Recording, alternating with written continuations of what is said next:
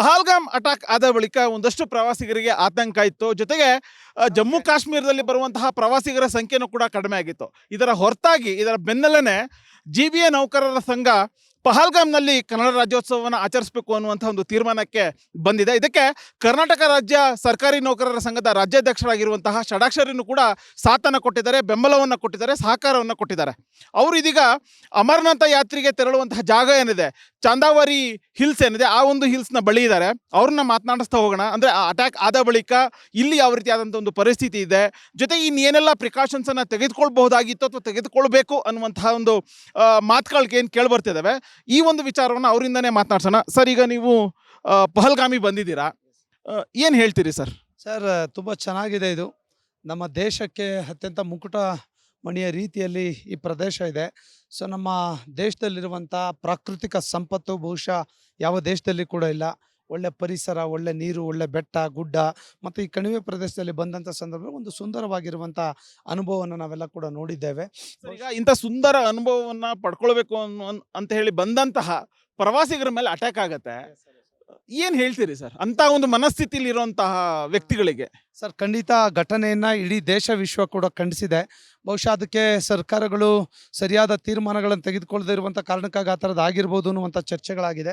ಬಹುಶಃ ಇತ್ತೀಚೆಗೆ ನಾವು ನೋಡಿದಂಥ ಸಂದರ್ಭದಲ್ಲಿ ತುಂಬ ಸೆಕ್ಯೂರಿಟಿ ಮೆಷರ್ಸ್ಗಳನ್ನು ತುಂಬ ಅದ್ಭುತವಾಗಿ ಸರ್ಕಾರಗಳು ಕೂಡ ತೆಗೆದುಕೊಂಡಿರುವಂಥದ್ದು.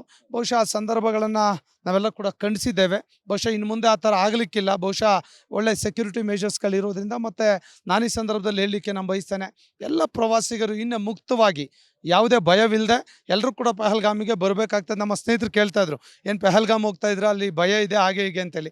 ಇಲ್ಲಿ ಆ ಥರದ ವಾತಾವರಣಗಳೇನೂ ಕೂಡ ಕಾಣ್ತಾ ಇಲ್ಲ. ಸೊ ಇನ್ನು ಮುಂದೆ ಆ ಥರದ್ದು ಯಾವುದೇ ಭಯ ಇಲ್ಲದೆ ಎಲ್ಲರೂ ಕೂಡ ಈ ಪ್ರವಾಸವನ್ನು ಎಂಜಾಯ್ ಮಾಡ್ಲಿಕ್ಕೆ ಒಂದು ಮುಕ್ತವಾದ ವಾತಾವರಣ ಇಲ್ಲಿದೆ ಅಂತೇಳಿ ಹೆಮ್ಮೆಯಿಂದ ಹೇಳಲಿಕ್ಕೆ ಬಯಸ್ತೇನೆ. ಪಹಲ್ಗಾಮ್ ಅಟ್ಯಾಕ್ ಆದಂಥ ಸಂದರ್ಭದಲ್ಲಿ ಕರ್ನಾಟಕದವರು ಕೂಡ ಬಲಿಯಾದರು ಸರ್. ಸೊ ಕನ್ನಡದ ವತಿಯಿಂದ, ಅಂದರೆ GBA ನೌಕರರ ಸಂಘದ ವತಿಯಿಂದ ಅಂತಹ ಒಂದು ಜಾಗದಲ್ಲಿ ಕನ್ನಡ ರಾಜ್ಯೋತ್ಸವವನ್ನು ಆಚರಿಸುವಂತಹ ಒಂದು ತೀರ್ಮಾನಕ್ಕೆ ಬಂದಿದೆ. ಸೊ ನೀವು ಕೂಡ ಅದಕ್ಕೆ ಬೆಂಬಲವನ್ನು ಕೊಟ್ಟಿದ್ದೀರಾ, ಏನು ಹೇಳ್ತೀರಿ ಸರ್? ಸರ್, ಖಂಡಿತ ಅದೊಂದು, ಯಾಕಂತ ಹೇಳಿದ್ರೆ ಆ ಒಂದು ಸಂದರ್ಭ ಕರ್ನಾಟಕದವರು ಮಂಜುನಾಥ್ ಫ್ರಮ್ ಶಿವಮೊಗ್ಗದವರು ಆ ಥರದ್ದು ಆಗಿದ್ದು ಕೂಡ ನಮ್ಮ ಗಮನದಲ್ಲಿದೆ, ನೋಡಿದ್ದೇವೆ. ಬಹುಶಃ ಆ ಒಂದು ನೆನಪಿಗೋಸ್ಕರ ನಮ್ಮ ಅಮೃತರಾಜ್ ಅವ್ರ ನೇತೃತ್ವದಲ್ಲಿ ಪ್ರತಿ ವರ್ಷ ಈ ಥರ ಆಗುವಂಥದ್ದು. ಬಹುಶಃ ಈ ವರ್ಷ ಚಾಯ್ಸ್ ಮಾಡೋದು ಒಳ್ಳೆ ಪ್ಲೇಸ್ ಇದೆ.